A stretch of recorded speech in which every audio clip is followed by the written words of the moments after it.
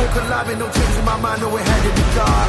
Ric Flair, yeah, you make your boy and I'm having a hard time. Cause I gotta speak it, no cover, repeat it in public, and bruises can touch it. The healing is coming, the feeling is stunning, and we never die at my funeral. Bump this like...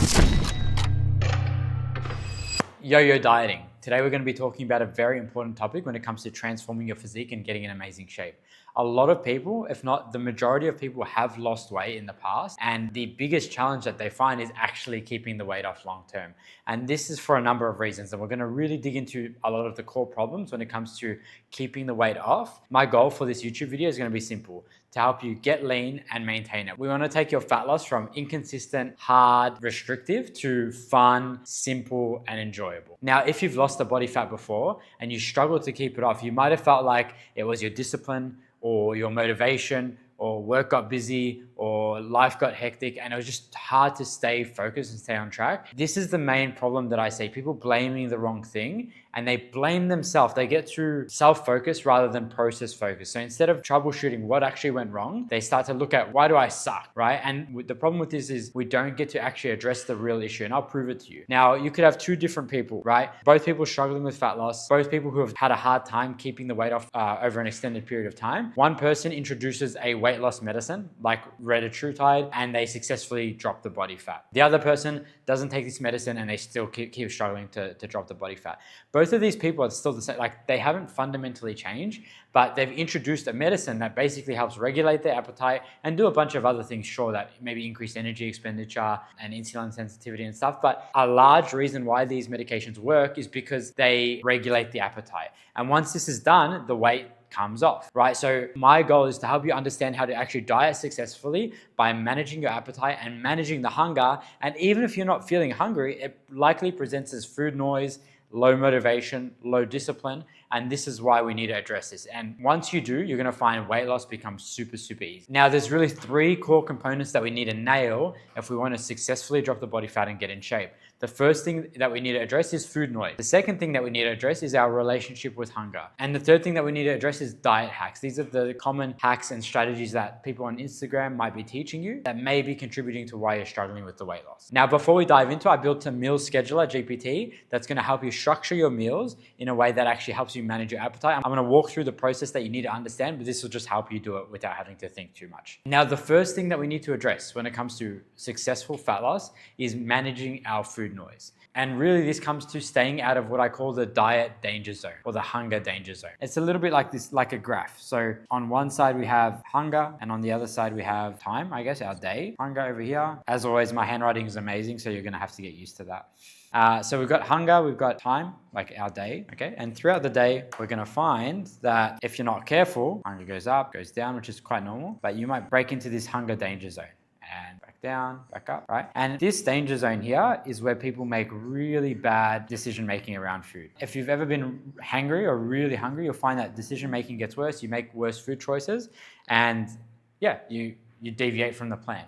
So one of the key things that we need to make sure of is that we're staying out of this diet danger zone. And we want things to look more like this. So we have hunger, we've got the day, we've got this danger zone, right? We want to make sure that we're keeping things inside that danger zone. You might get a little bit hungry sometimes, but most of the day you want to find that you're underneath this threshold so that you're not making bad decisions around food. And the actual way that we do this comes largely down to our meal timing. So I'm going to draw one more graph for you here, two more. So we have two examples. Let's say it's breakfast is at 9 a.m. Both days. And then on this day, your next meal is 2 p.m. You get to work, you forget to eat, blah, blah, blah. And here you fit in a snack at 12 p.m. Okay? What you'll find is in the first scenario, hunger will kind of creep up and get really high as you approach that meal time. And this is where, again, we enter that danger zone and food choices get worse, essentially. Versus you have your meal a little bit closer together, but just before hunger gets high, you have another feeding. Okay, and this keeps you out of that danger zone, and then decision making stays positive. It's a little bit like, I think of it like being food drunk, right? When you're drinking, obviously your decision making gets worse, you get sloppy, whatever it is, right? But getting in this hunger danger zone is very similar, right? Your decision making around food gets worse. Every single time I've made bad decisions around food, it's usually because I'm very hungry or I've gone too long without eating. So we need to make sure that we're not getting food drunk, essentially. And we do this by managing how long we're going without meals, and also we have to manage what is in those meals and making sure that it's keeping us adequately satiated. Okay, a funny story that I'll tell you guys is I'm living here in Bali with a few of my friends. It's me, 3 other coaches that are my great friends. And it's very easy to notice this behavior in other people, even if you're doing it yourself. It's hard to notice it in yourself. But I noticed that before we get close to like dinner time, if we've gone too long without eating, let's say we were working and our meal time got pushed back later, me and the boys will start talking about, oh, maybe we should get these cookies or these cinnamon scrolls. It's always the cinnamon scrolls that get us. And we start to almost like romanticize food, or really start to ruminate on the idea of like all these desserts that we can go and eat, right? And a lot of it is a byproduct of just our appetite, our hunger, our body's desire for food, right? So it's going to increase our desire for sweets and things that are calorie dense so that we want to go and get that stuff. Now, I learned this after I competed. I was struggling a little bit with my appetite, which I'll talk about more soon, but I was learning about binge eating. So that's something that I kind of started to struggle with. And I bought a binge eating course and I started to learn about this. And one of the things that they taught was this 2-3-4 rule. Now, the 2-3-4 rule basically says 2 snacks, 3 meals, and eating no more than 4 hours apart. And the idea behind it is to make sure that we're not allowing hunger to get out of control. We have regular bouts of nutrition coming in throughout the day, and it's helping keep that food noise down. So if you find that your decision making around food gets bad sometimes, you need to make sure that you're making this a priority.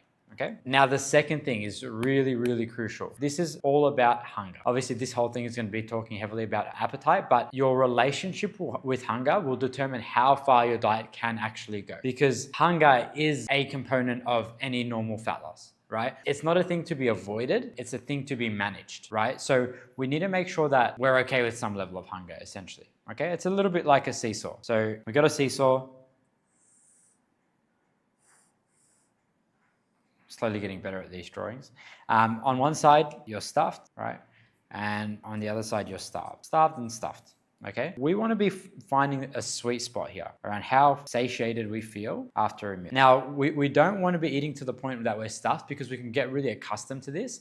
We can stretch our stomach. We'll talk more about that in a sec. But there is a sweet spot. We want to eat to the point where we're satiated, not feeling sick, essentially, okay? I did this a lot when I was competing.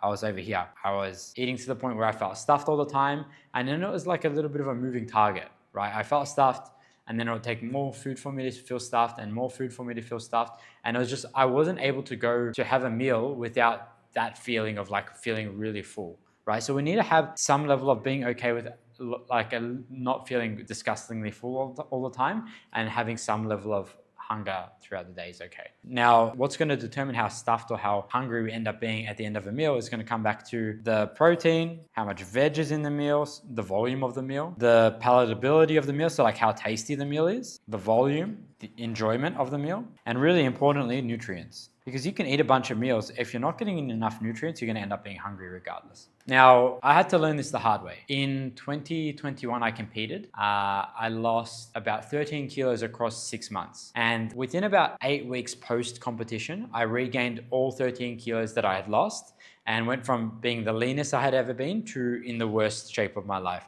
I lost a little bit of muscle throughout the competition as well. So not only had I regained the weight, I looked worse than when I started. I felt worse than when I started. I was super bloated, super puffy, and it was just terrible, right? And for the first time in my life, I experienced what real hunger is like. I actually learned about this recently. I think the term is called hyperphagia, where you experience uncontrolled levels of hunger and uncontrolled focus on food that you can't seem to manage even when you eat, right?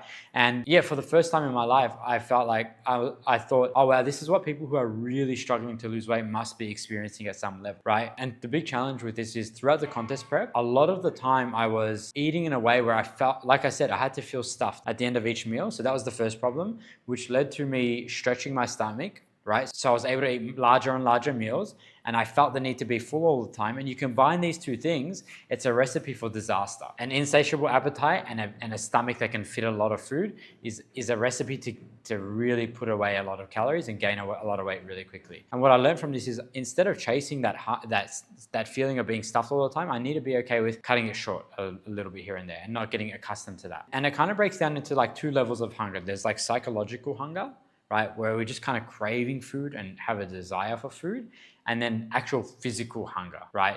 Like an actual need for food. And basically this need to feel full all the time is largely one of the problems that a lot of people are struggling with, because they eat until the point that they're stuffed, they fill their stomach, the stomach stretches. When the stomach stretches, it sends signals that you're full, right? But as a byproduct of that, your stomach is getting larger and larger and larger. Again, it's a moving target.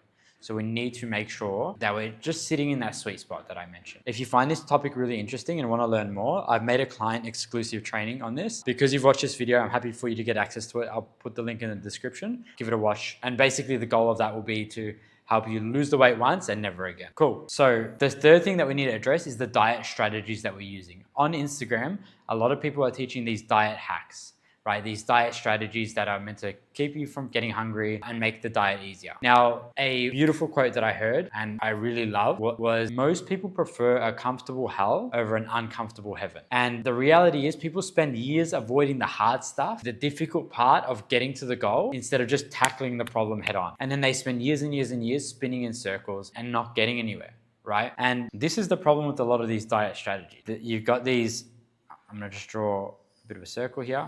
You got these diet hacks, and their objective is to take you from being hungry to feeling stuffed, okay? But then the problem is you do that, and then you're just more hungry later on as the diet goes on, as you get leaner, and then you implement more of these diet hacks, and then you're just more stuffed. Like I said before, it's a bit of a moving target. And essentially, it's this avoidance of hunger becomes the actual problem in the diet, right? It's a little bit like, I think I'm gonna really show my age here. That's So Raven. If you grew up in the 90s, 2000s, on Disney Channel, there was a show called That's So Raven.